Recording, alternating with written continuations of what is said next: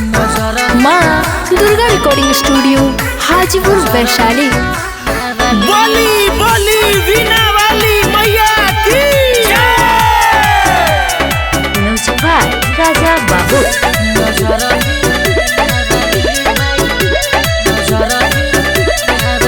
माई तोहरा से अरजी लगावतानी हो, हम बोलावतानी हो, गुने गावतानी हो, गोहरावतानी हो, रउआ चरण में सिरावा झुकावतानी हो, सुख पावतानी हो, रोजे आवतानी हो, सुख पावतानी हो।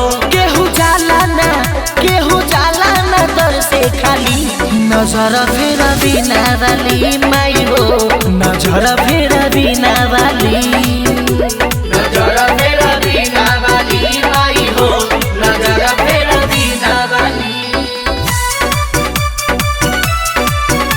नजर फेर बिना वाली।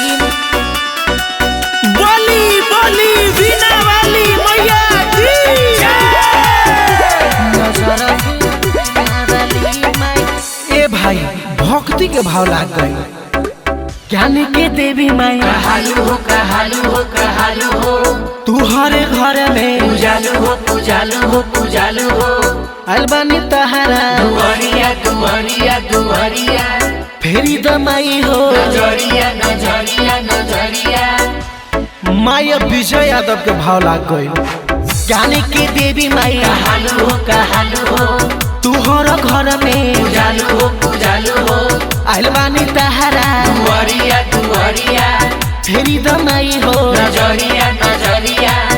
दया हमरा पर कर हाली, नजर फेर बिना वाली माई हो, नजर फेर बिना वाली माई हो, नजर फेर बिना वाली, नजर फेर बिना वाली। बोली बोली वीणा वाली मैया की नजर फेर बिना वाली माई। भैया गोलुआ के भाव लाग गई, गोलू राहुल पूजा करता दे रुस न जय हजीऊ डरता दे कके तू हंस के सवरिया सवरिया सवरिया, ले लो तू हमारो खबरिया खबरिया खबरिया।